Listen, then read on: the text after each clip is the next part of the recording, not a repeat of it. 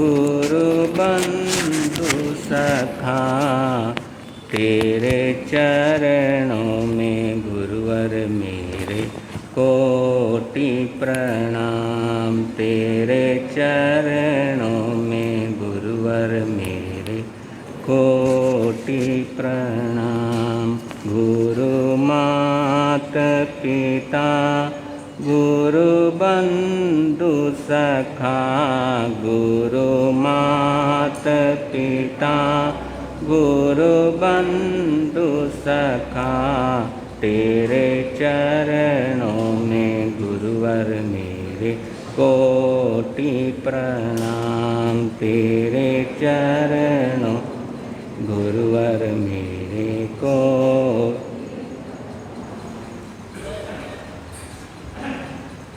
आराध्य गुरुदेव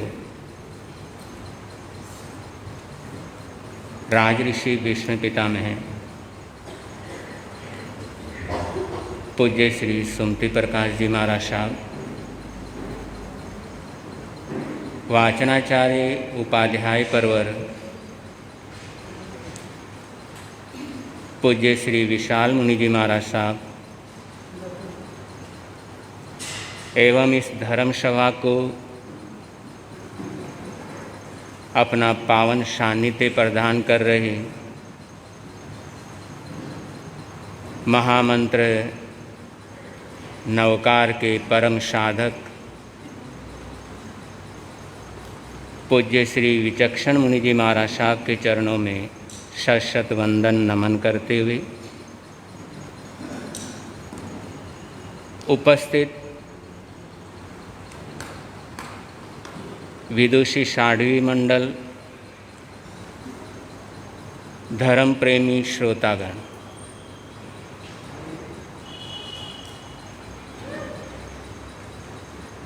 भगवान महावीर जन्म कल्याणकारा है और मेरा प्रयास है महावीर से आपकी मुलाकात करवाऊं, और इसलिए करवाना चाहता हूं कि महावीर से आपको मोहब्बत हो जाए।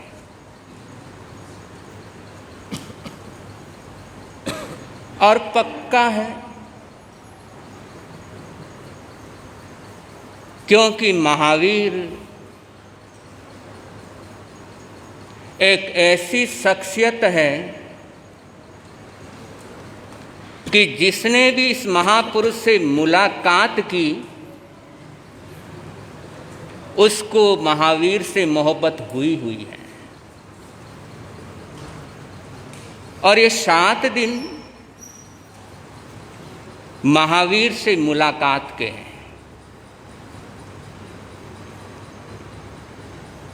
अरे महावीर की कहानी सुनते सुनते वो पल आएगा जब आपको लगेगा कि सिर्फ महावीर की नहीं, ये कहीं ना कहीं मेरी भी कहानी है। और उस पल को नोट करके रखना, उस प्रसंग को हमेशा जीवित रखना।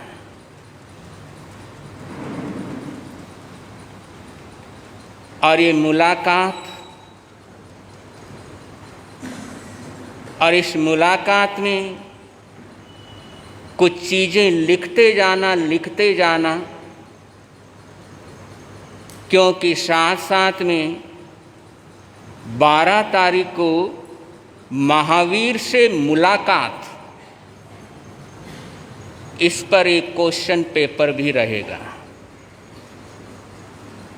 तो पता लगेगा कि हमने कितनी महावीर से मुलाकात की है और कौन तीर्थंकर बनते हैं और तीर्थंकर होने के लिए कौन सी योग्यता चाहिए और कैसे तीर्थंकर बना जाता है।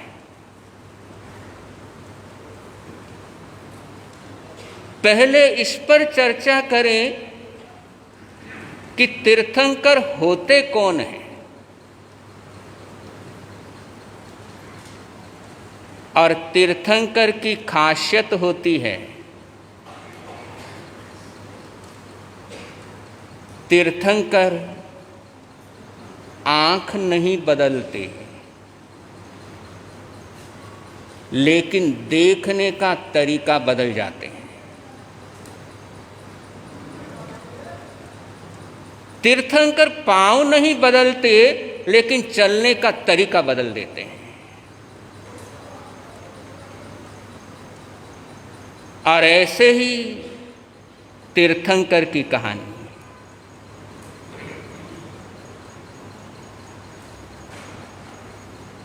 परमात्मा प्रभु महावीर आज नैसार को समझना है, क्योंकि जब तक बीज को नहीं समझेंगे तब तक फल पूरी तरीके से समझ में नहीं आएगा।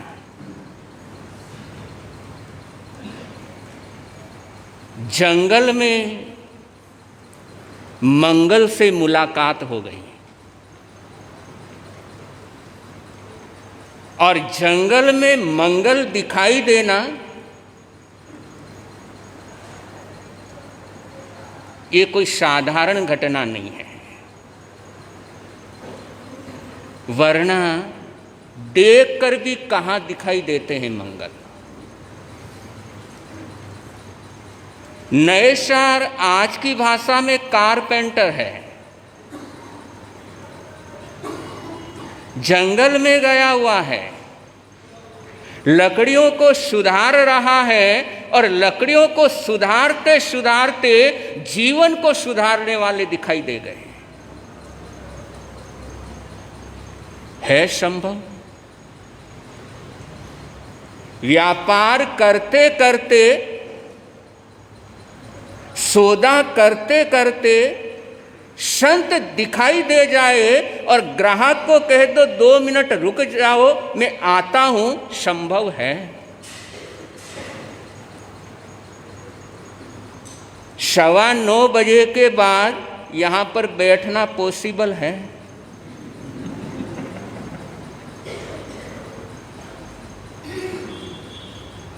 नैसार को जंगल में मंगल दिखाई दिया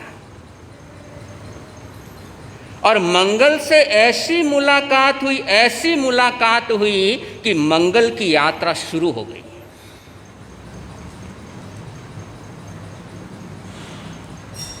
और ये जरूरी नहीं कि मंगल दिखने के बाद मंगल की यात्रा शुरू होगी, कि यदि मन अपना मंगल है तो मंगल देखने के बाद मंगल की यात्रा शुरू होगी, और यदि मन अपना दंगल का है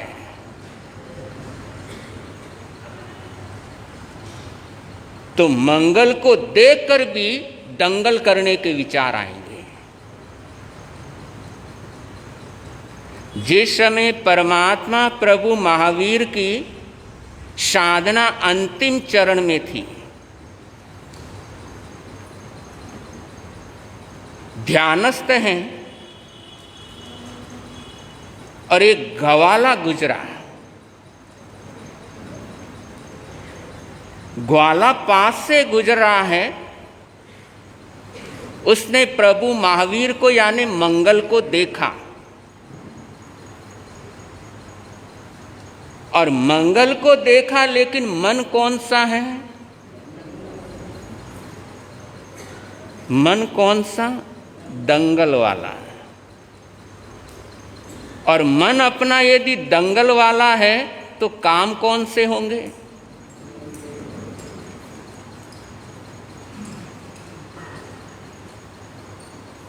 इसलिए जरूरी नहीं है, कंपलसरी नहीं कि मंगल से मुलाकात होने के बाद मंगल की यात्रा होगी। और देखो ग्वाले का सौभाग्य, देखो उस जंगल में भगवान के पास और कोई नहीं है। चाहे जितनी सेवा करके अपने को धन्य बना सकता है,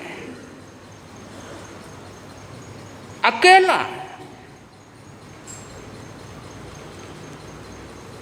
लेकिन चूक गया। और बहुत बार ऐसी छोटी छोटी चूक जीवन का कचूमर निकाल देती है।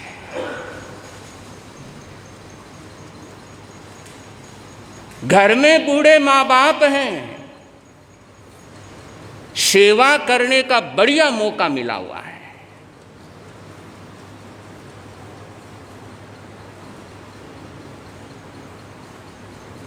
साता पहुंचाने का बहुत बढ़िया मौका मिला हुआ है, और जिसको साता पहुंचानी चाहिए यदि उसको सताने लग जाए तो भविष्य क्या होगा?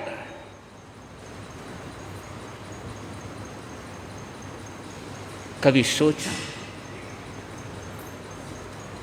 और बंदों, जिंदगी भर जिनको सताते हैं और मरने के बाद यदि दीवारों पर तस्वीर टांगते हैं,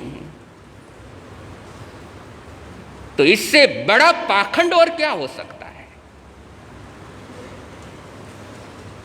जीते जी तो पूछते नहीं, जीते जी तो पूछते नहीं, मरने के बाद तस्वीरें टांगते हैं। जीते जी तो पूछते नहीं, मरने के बाद तस्वीरें टांगते हैं। सच तो यह है दोस्तों, सच तो यह है दोस्तों, बच्चे आजकल रिश्तों की कीमत मांगते हैं।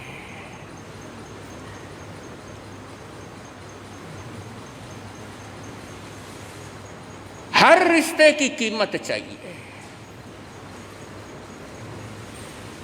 और सारा ट्रेंड देखो कि यदि तुम मेरे को लाइक करेगा, मेरी बात को लाइक करेगा, तो मैं तुम्हें लाइक करूंगा, मैं तुम्हें लाइक करूंगा, लेकिन तुझे भी मेरे को लाइक करना। और यदि उसकी बात को लाइक करना बंद कर दो, उसके काम को लाइक करना बंद कर दो, वो तुम्हारी अपनी जिंदगी से तुरंत रिमूव करता है कि नहीं, मेरी लाइफ के अंदर तेरा क्या काम? जब तू मेरी बात को लाइक नहीं करता, जब तू मेरे कार्य को लाइक नहीं करता, तो मेरे जिंदगी के रिश्तों के अंदर तेरा कोई स्थान?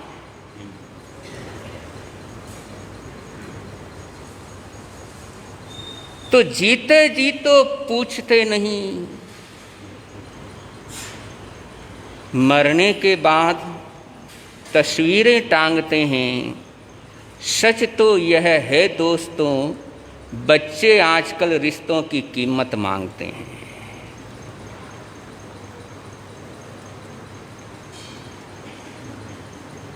एक कहावत है, एक पुरानी कहावत है, जहर जहर को मारता है। एक पुरानी कहावत है, जहर जहर को मारता है। जीत सकता है आदमी जमाने भर से, जीत सकता है आदमी जमाने भर से, लेकिन अपनी ही औलाद के आगे हारता है। और ये जिंदगी की कड़वी सच्चाई है। और बंधुओं, बड़ों को हरा करके यदि जीत भी गए, तो ऐसी जीत पर दुनिया लानत देती है।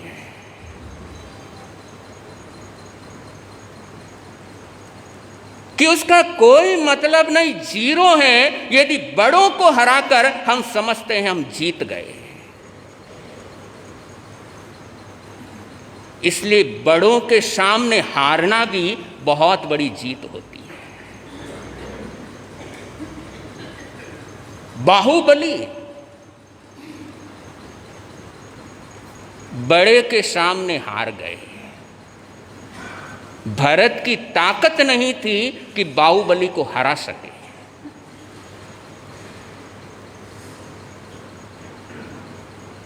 लेकिन बाहुबली ने बड़ों को जिताया तो आज भी जीत रहे हैं। मंदिर देखो, जिधर देखो बाहुबली जी के मंदिर हैं, भरत का मंदिर नहीं दिखाई देता।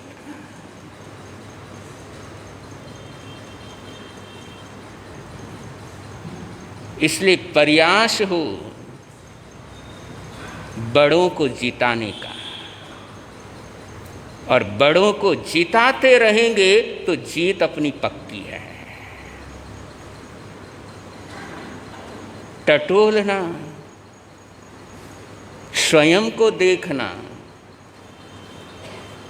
कि मैं बड़ों को हराने की कोशिश करता हूं या बड़ों को जिताने की कोशिश करता हूं।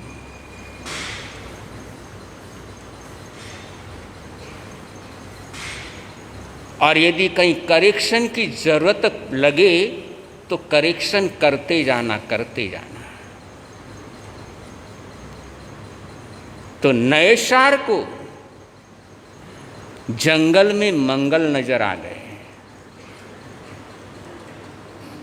और वो नजारा देखा मंगल का तो नजर चेंज हो गई। जैसे नजारे देखते हैं, जैसे सीन देखते हैं, वैसी नजर बनती है। हिंसा के सीन देखेंगे और चाहे हमारी नजर अहिंसा की बनी रहे, संभव नहीं है। भोग के सीन देखेंगे और चाहे हमारी नजर पवित्र बनी रहे, पॉसिबल नहीं।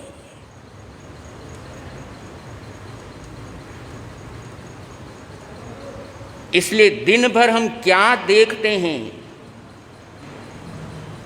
उसके ऊपर अपना जीवन टिका रहता है।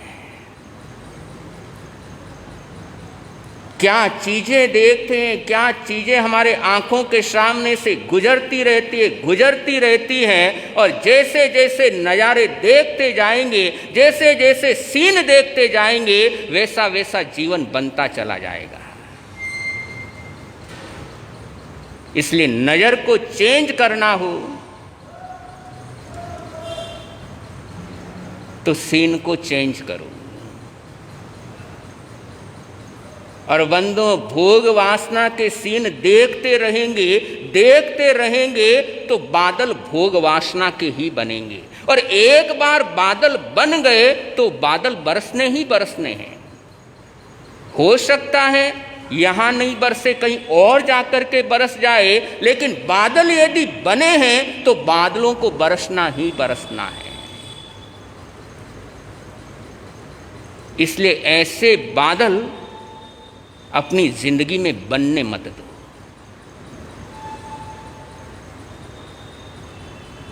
नैषार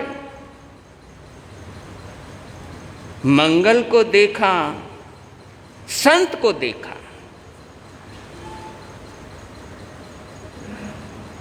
और जैसे ही देखा, नजदीक गया तो संत की परेशानी को समझ गया है।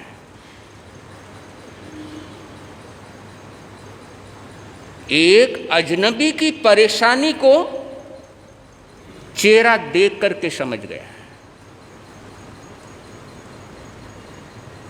हम तो अपनों की परेशानी भी समझ नहीं पाते हैं। घर में एक साथ रहते हुए, एक साथ जीते हुए, कहां समझ पाते हैं एक दूसरे को।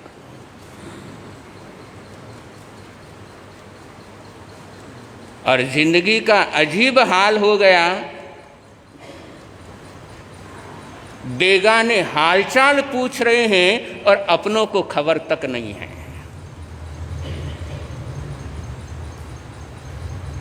और जैसे ही देखा, नैषार ने संत की परेशानी को समझा कि लगता है दोपहर का समय हो गया और इनका चेहरा बता रहा है कि कुछ ना कुछ परेशानी है। और पूछा, प्रभु नहीं जानता आप कौन हो, आपका नाम मुझे पता नहीं, आप क्या हो मुझे पता नहीं, लेकिन आपको देख रहा हूं और मन में भाव पैदा हुए नहीं। ये परेशानी नहीं रहनी चाहिए। और संत ने कहा भटक गए।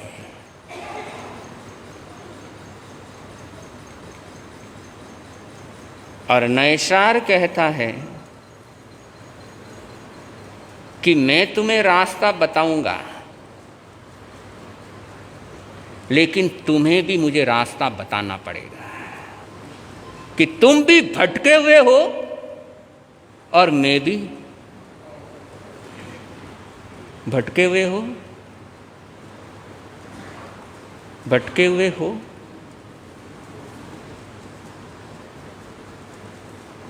नैषार कहता मैं भी भटका हुआ हूं।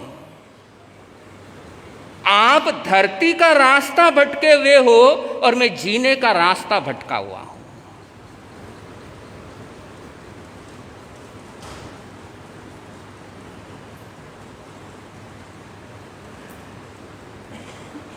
और नैषार ने केवल रास्ता बताता है, बल्कि अपने पास जो है वो इनको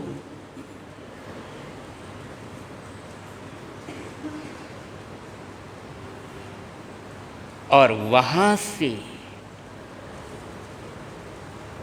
महावीर की यात्रा शुरू होती है।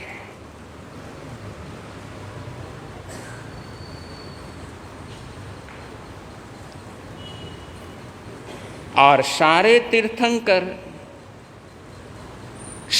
तीर्थंकर की तीर्थंकर बनने की यात्रा शुरू होने से पहले जो संकित यात्रा शुरू होती है वो देने से होती है। संकित यात्रा किससे शुरू होती है?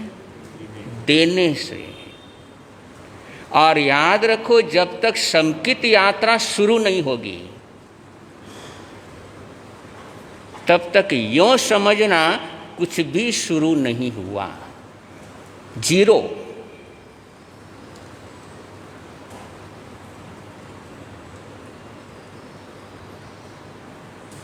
तो देने वाले बनो, क्योंकि इतना तो आप जानते ही हैं, जो देते हैं वो मिलता है। पक्का नियम है, जो देते हैं वो मिलता है। स्वीकार है इस नियम को, इस नियम को मानते हैं, जो देते हैं वो प्राप्त होता है। टटोलो कि आप क्या देते हो, देखो कि आप क्या देते हो, किसी को प्रेम देते हो या किसी को अपमान देते हो। और यदि किसी को अपमान दे रहे हो, बार बार अपमान दे रहे हो, और जब आपको अपमान मिलेगा तो उसको सहन कर सकोगे,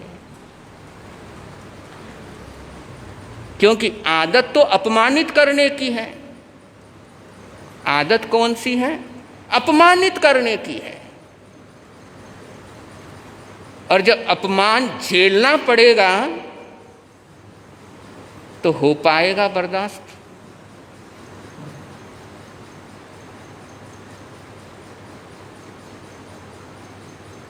तो ऐसा देना ही क्यों कि हमारी जी का जंजाल हो जाए। ग्वाले ने भगवान महावीर के कानों में कीलें ठोकी। ग्वाले को कीलें दी किसने? ग्वाले को कीलें दी किसने?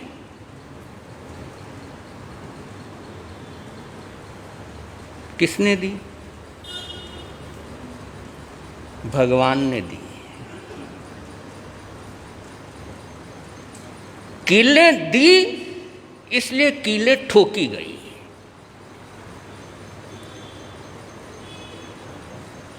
बहुत सिंपल सूत्र है। कि किसी को कीले दोगे तो वो तुम्हारे कानों में कीले ठोकेगा ही ठोकेगा।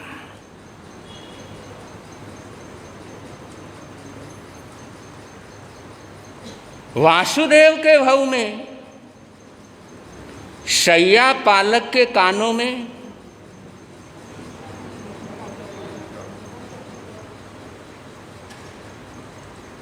ठोकते हो किसी के कानों में कीले? आप लोगों से पूछ रहा हूं, ठोकते हो शब्दों की कीले?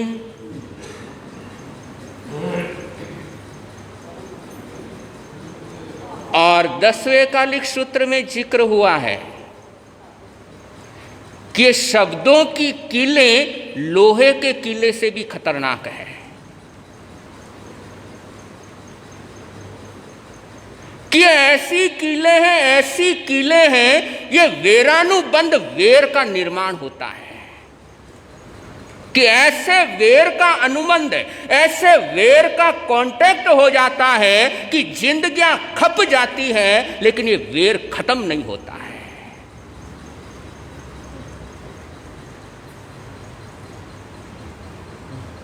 तो कम से कम शब्दों के कीले मत ठोको। और माताएं बहनें खाए बिना रह सकती है, लेकिन बोले बिना नहीं रह सकती, सुनाए बिना। रोटी की बात तो छोड़ो, पानी भी हजम नहीं होता है।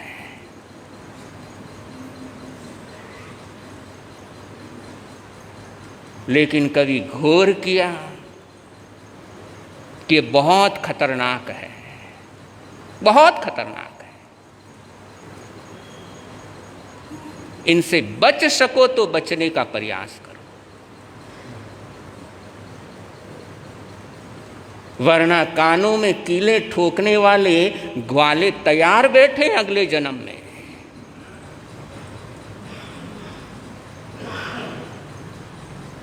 तो ऐसा प्रबंध करना क्यों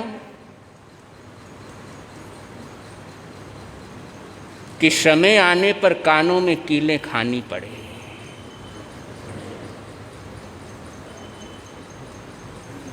तो कीले ग्वाले को किसने दी?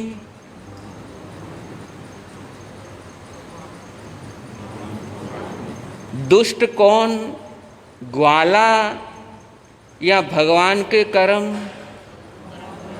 दुष्ट कौन? भगवान के कर्म। ग्वाला दुष्ट। बेटी की शादी हुई, ससुराल पहुंची, सासू परेशान कर रही है, बहुत परेशान कर रही है। दुष्ट कौन, सासू या बेटी के कर्म?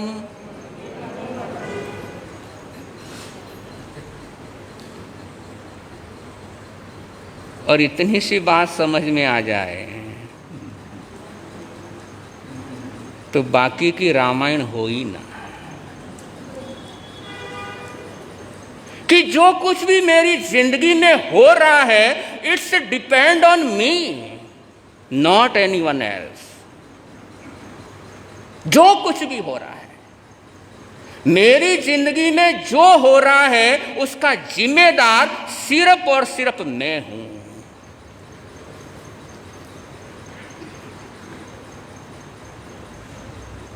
जिम्मेदारी लेना सीखो, जिम्मेदारी से भागो मत। और जब जब जिम्मेदारी से भागते हैं, तब तब परेशानियां गले पड़ती है।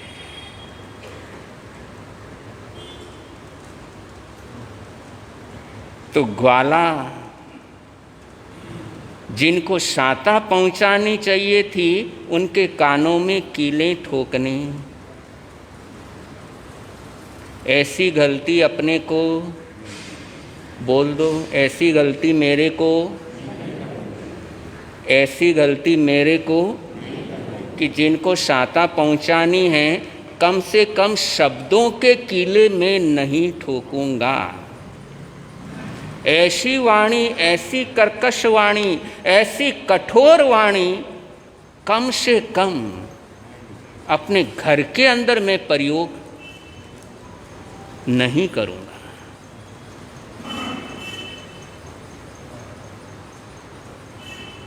तो नैषार बहराया दिया और देने के बाद जो मिला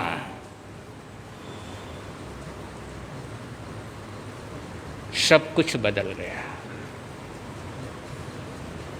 सही हमें सही क्यों नहीं लगता और गलत हमें सही क्यों लगता है? सही सही क्यों नहीं लगता और गलत सही क्यों लगता है? जो इसका मेन कारण है वो रीजन है मिथ्या दृष्टि। कि दृष्टि यदि अपना विजन यदि अपना दृष्टि मिथ्या है, यदि अपनी नजर गलत है तो सही सही नहीं लगेगा और गलत सही लगेगा। और नैषार अभी तक इसी अवस्था में था कि सही सही नहीं लगता था और गलत सही लगता था। और जब तक इस स्थिति के अंदर होते हैं तब तक परेशानियों की बिल्डिंग खड़ी करते हैं, परेशानियों के मकान बनाते ही जाते हैं जब तक दृष्टि अपनी मिथ्या होती है।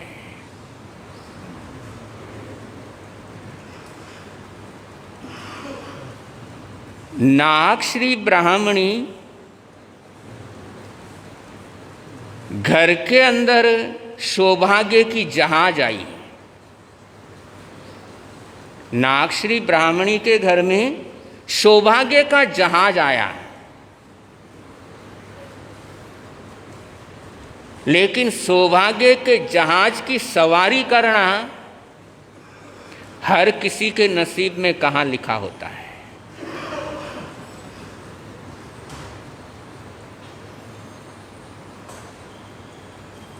कि कल्प वृक्ष स्वयं नागश्री के यहां पर चल कर के आया। यदि संभाल लेती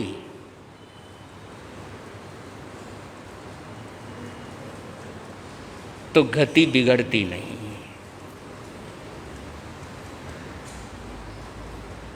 इसलिए सौभाग्य अपने जीवन में अनेकों बार आता है। पता नहीं कितनी बार कल्प वृक्ष हमारे जीवन में देने के लिए आता है, लेकिन हम अटक जाते हैं कि हमारे से लेने के लिए आया है।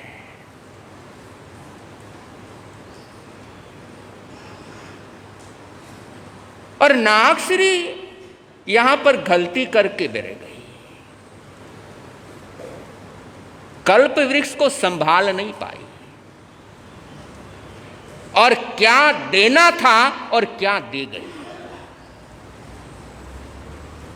और जिसको जो देना चाहिए वो दे नहीं पाते और उसके बदले में दूसरा देते हैं तो नरक पक्का है। जिनको प्रेम की जरूरत है उन्हें प्रेम नहीं दे रहे हैं, उन्हें नफरत दे रहे हैं। जिनको सद्भावना की जरूरत है, जिनको अपनापन की जरूरत है, जिनको समय की जरूरत है, उन्हें समय नहीं दे रहे हैं, धन दे रहे हैं। और जिनको समय की जरूरत है उन्हें समय ना देकर के धन दे रहे हो तो अंजाम क्या होगा? तुम्हारे बूढ़े माँ बाप को तुम्हारे धन से भी ज्यादा जरूरत है तुम्हारे समय की है कि मेरा बेटा मेरे पास आए, 5-10 मिनट के लिए सही, लेकिन मेरे पास आकर के बैठे।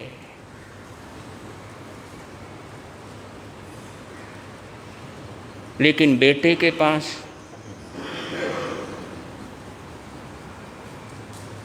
और बंधुओं, क्या बोलूं,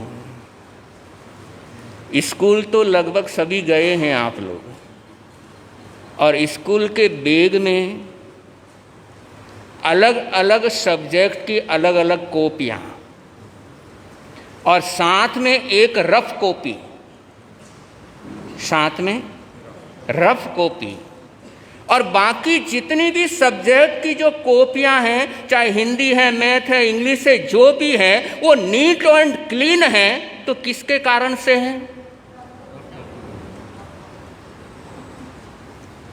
स्कूल के अंदर मान सम्मान मिल रहा है, पूरे से पूरे मार्क्स आ रहे हैं, तो वो कारण है रफ कॉपी।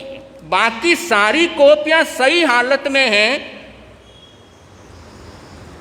किसके कारण से? Rough copy.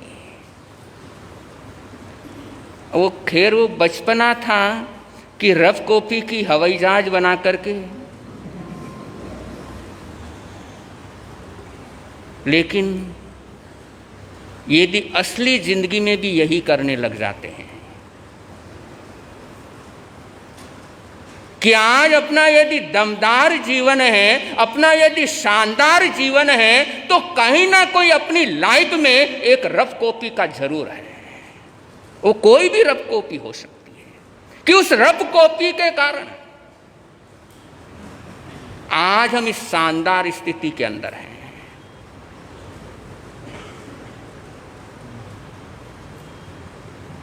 और टटोलो अपनी लाइफ को कि मेरी लाइफ में कौन वो रफ कॉपी है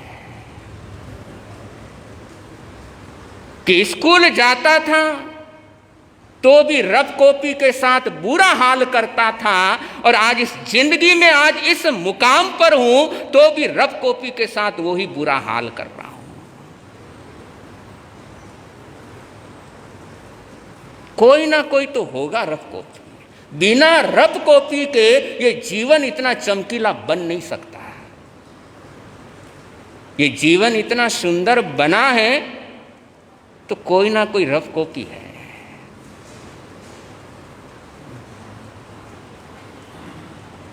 तो उस रफ कॉपी को इज्जत देना सीखो, इसको आदर देना सीखो, उसका मान सम्मान करना सीखो कि नहीं, आज मैं जिस मुकाम पर हूं तुम्हारी वजह से हूं।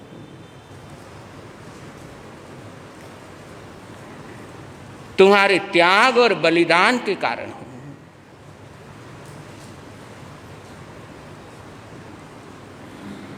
और बंधुओं, जिंदगी के संध्या में जिनकी पूजा की जानी चाहिए, संध्या काल पूजा का टाइम, आरती का टाइम होता है, और जीवन के संध्या काल में जिनकी पूजा की जानी चाहिए, जिनकी आरती उतारनी चाहिए, और उनकी पूजा और आरती करने के बजाय उनको परेशान करते हैं,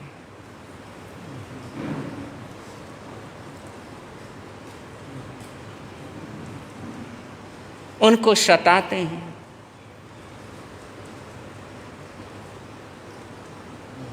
तो सोचें कभी बैठ करके, क्या ये उचित है क्या कि जिन्होंने मुझे बनाया, जिन्होंने मेरे पर सब कुछ लुटाया, मैं उनको लूटने का प्रयास कर रहा हूं, उनका सुख चैन लूट रहा हूं, उनको इज्जत से जीने नहीं दे रहा हूं, उनका सब कुछ लूटता जा रहा हूं। क्या ये इंसानियत है?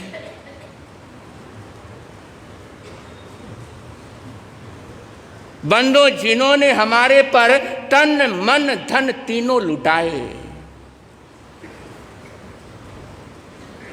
और समय आने पर हम उनकी ही सुख शांति लूटने ले जाते हैं।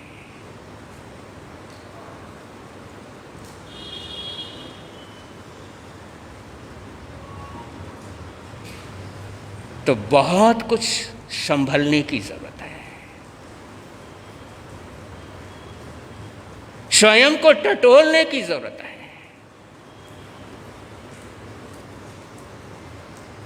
कि नाकसिरी चूक गई, जो देना था वो नहीं दिया, जो नहीं देना था वो दिया,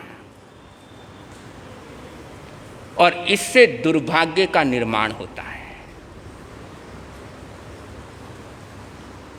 कि हमारे सामने जो पात्र है, जो देना चाहिए वो नहीं दे रहे हैं, और जो नहीं देना चाहिए वो दे रहे हैं।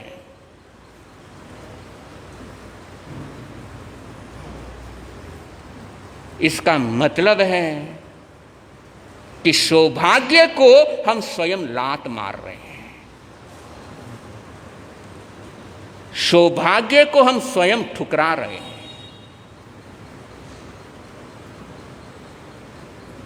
तो ऐसा काम क्यों करना कि अपने हाथों से अपने सौभाग्य की होली जला लें।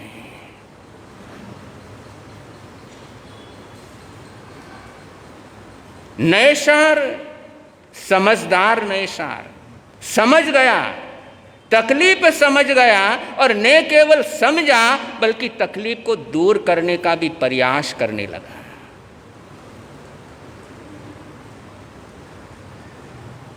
और संतों ने नैषार को जीने की कला सिखाई,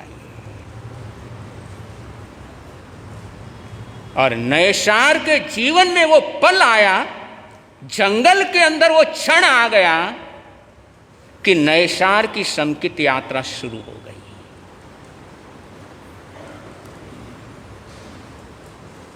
और समकित यात्रा शुरू होना यानी पाप के प्रति जो अटैचमेंट है,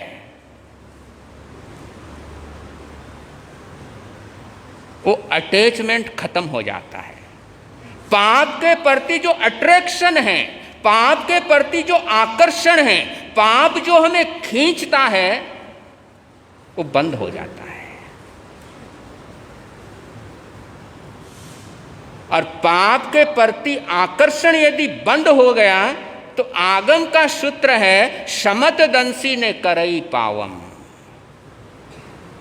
कि पाप के प्रति यदि आकर्षण खत्म हो गया तो पाप फिर होना। और जब तक आकर्षण बना रहता है, जब तक फिल्म देखने का आकर्षण बना रहेगा, तब तक फिल्म देखे बिना मन मानेगा नहीं कि मुझे देखना ही है, देखना ही है। वो आकर्षण बना रहेगा, तो आज नहीं तो कल, कल नहीं तो परसों उससे वो मूवी देखनी ही। तो आकर्षण खत्म होना है, ये बहुत बड़ी बात है। और समकित यात्रा से ये सब ऑटोमेटिक होता है, अपने आप।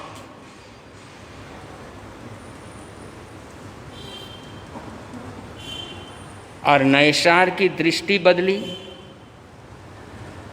सम्यक्त्व को प्राप्त किया, और वो जन्म पूरा होने के बाद देवलोक में वो आत्मा पहुंची, और वहाँ से निकलने के बाद, जिसकी चर्चा कल चलेगी,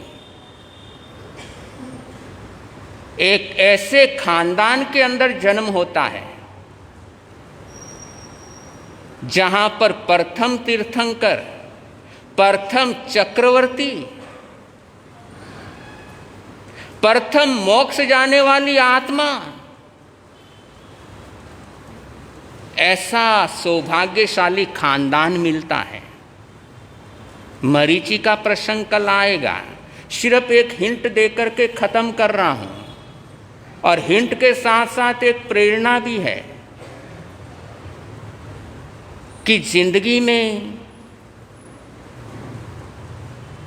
कभी कभी कुछ लोग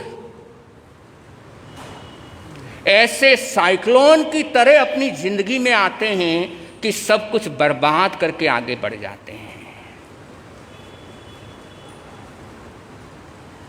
और टीवी पर देखते हो, जिस गांव में साइक्लोन आ जाए तबाही का मंजर।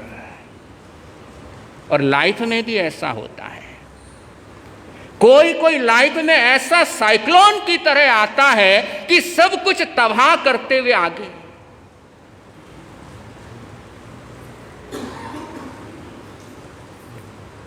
और पीछे दर्द के अलावा कुछ रहता नहीं है।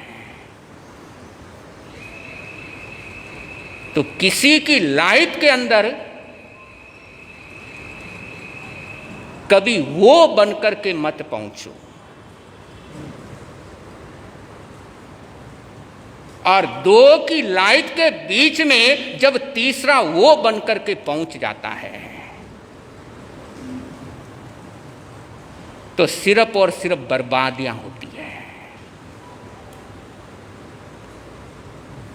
और ये मरीचि के जीवन का ऐसा दुर्भाग्य है, ऐसा दुर्भाग्य है कि मरीचि की लाइफ में एक ऐसा आदमी वो बनकर के पहुंचता है और ऐसा सत्यानाश करके आगे जाता है कि संभलते संभलते 13 जन्म लग जाते हैं।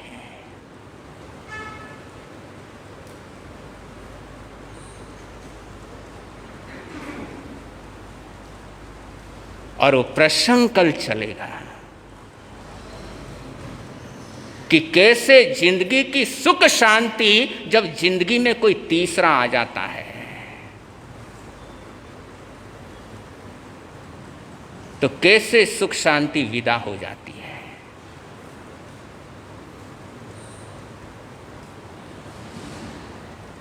और साथ में प्रयास करना कि मैं वो नहीं बनूंगा, मैं किसी की लाइफ को डिस्टर्ब कभी नहीं। और ऐसा साइक्लोन कभी मत बनना कि किसी का बसा बसाया घर खत्म हो जाए। तो बड़ी मेहनत से नैसार के भव के अंदर जो एक भवन बनाया, वो भवन मरीचि के जन्म में जब मरीचि की जिंदगी में वो आता है तो भवन खत्म हो जाता है और वापस उस भवन को बनाने के लिए 13 जन्म लगेंगे। और वही चर्चा कल चलेगी कि कैसे सब होता है और क्या ये जिंदगी है कि जब कुछ सोचते भी नहीं है और जिंदगी में जब वो हो जाता है तो जीना कितना भारी पड़ता है। और ये मरीचि की कथा, ये मरीचि की कहानी कुछ ऐसी है।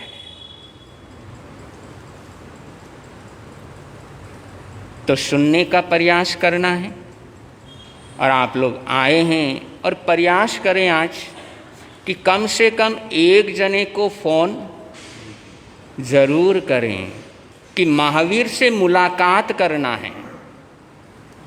क्या करना है? महावीर से मुलाकात करनी है। और मुलाकात करने का एक ही मकसद है, महावीर से अपने को मोहब्बत हो जाए। तो एक एक जन को फ़ोन ज़रूर करें कि 8:15 से 9:15 बजे तक भगवान महावीर की कथा। और आप लोग आ रहे हैं और चलेगा ये कार्यक्रम। और क्योंकि पहले अपना घर होता है, पहले क्या होता है? पहले किसको संभालना? घर को संभालना या पड़ोसी को संभालना? और घर छोड़ करके पड़ोसी को संभालने जाओगे तो दुनिया क्या बोलेगी? समझदार या बेवकूफ़? तो बेवकूफ़ी वाली हरकत। और कम से कम जिम्मेदार लोगों को तो बिल्कुल नहीं, एलाउ नहीं है। क्योंकि जिम्मेदार लोगों का काम होता है जो जिम्मेदारी ली है उसे 100% ईमानदारी के साथ निभाएं। और बंधुओं, जिसको कार्यक्रम सफल कराने का जिम्मा है और वही कार्यक्रम यदि फेल करने में अपनी सहभागिता देना शुरू कर दे तो दुनिया की वाहवाही नहीं मिल सकती। बाड़ लगाई जाती है फसल की सेफ्टी के लिए, और यदि बाढ़ ही फसल को खाने लग जाए तो सुरक्षा कौन करेगा? मां ही यदि बच्चे को मारने लग जाए तो बचाएगा कौन? तो कहना है आप लोगों से, क्योंकि समझदार को इशारा, अब प्लानिंगें तो बनती रहेगी, प्रोग्राम तो बनते रहेंगे, लेकिन पहले अपने घर का प्रोग्राम है। ये महावीर कथा शुरू हुई है, ये महावीर से मुलाकात शुरू हुई है, और आप कहो नहीं जी हम तो घूमने जा रहे हैं नैनीताल।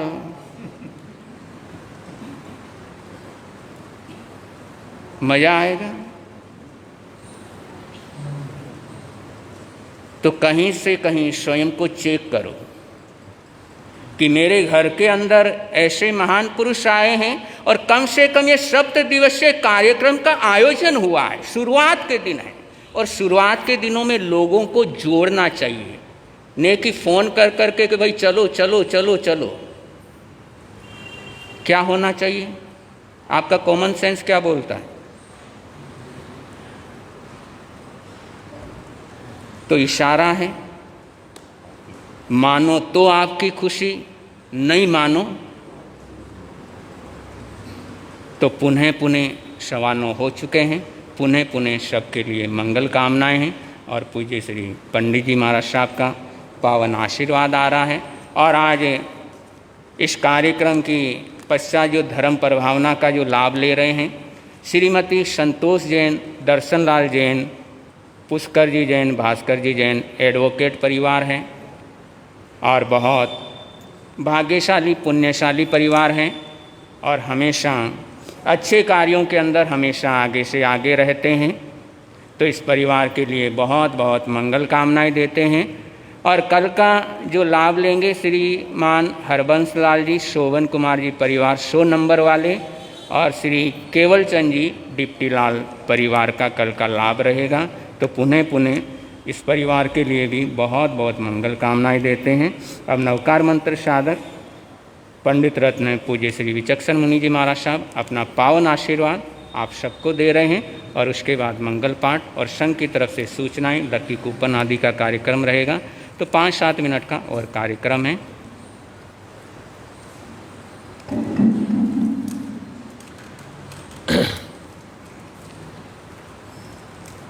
अरहं अरहं अरहं अरहं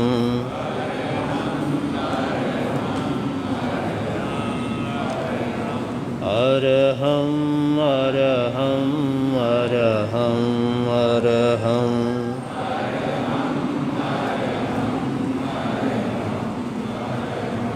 शांति शांति शांति शांति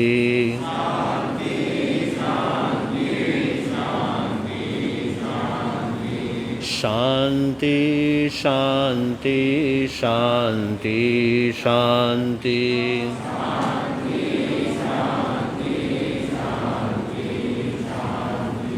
शाहुणं शाहुणं शाहुणं शाहुणं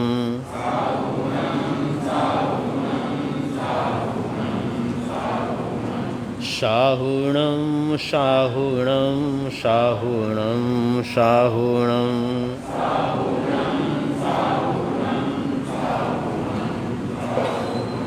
शाहुणं शाहुणं शाहुणं शाहुणं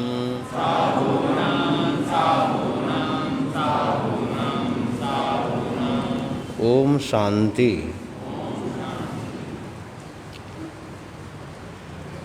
गुरु निहाल दरबार में आप और हम सभी जन तन्मय होकर के शब्द श्रवण कर रहे हैं। अभी आगम ज्ञाता वाणी के जादूगर श्री समकित मुनि जी महाराज साहब ने हमारे आराध्य, हमारे परम आराध्य, हमारे संघ के नायक वर्धमान महावीर स्वामी का सुंदर पूर्व जीवन वर्तमान जीवन को जोड़ करके प्रारंभ किया है। अपने आराध्य जिनके प्रति हमारा मन, हमारा वचन, हमारी आत्मा जुड़ी है, समर्पण है, उनकी अच्छाई और बुराई को सुना रहे हैं। बुराई ज़्यादा सुना रहे हैं, अच्छाई कम सुना रहे हैं, है ना? क्यों? क्योंकि यही है कि जो हमारे आराध्य बने हैं उनकी जीवन के अंदर ऐसी बुराई थी, उस बुराई को हमने कैसे दूर करना है। उन्होंने इतनी भयंकर बुराई को दूर कैसे किया, बड़ा सुंदर प्रारंभ हुआ है। क्योंकि मैं लंबा नहीं करूँगा, आपको नाश्ता भी करना है, ज़रूरी है, व्यवस्था है तो उस व्यवस्था को स्वीकार भी करना होता है। छुट्टी का दिन नहीं है, इसलिए व्यवस्था में जाना भी पड़ता है। आपने उद्बोधन भी दिया, भगवान महावीर स्वामी के पूर्व जीवन को जोड़ करके आपको हमको वर्तमान जीवन में कैसे जीना है, ये बड़ा सुंदर संकेत दे रहे हैं। तो ज़रूर अधिक से अधिक आएँ, लाभ लें, क्योंकि जितना आप आओगे, जितना सुनोगे, अपने गुरु निहाल परिवार का और मान बढ़ेगा। आप और हम सभी जन मूलतः वर्तमान में गुरु निहाल परिवार के सदस्य हैं। तो इस गौरवमय जीवन को आगे सुनते रहिए, ऐसी हमारी मंगल भावना है। और सूचनाएं तो आती रहेंगी, संघ के महामंत्री सूचना देंगे। एक विशेष सूचना है, आने वाले 9 अप्रैल के दिन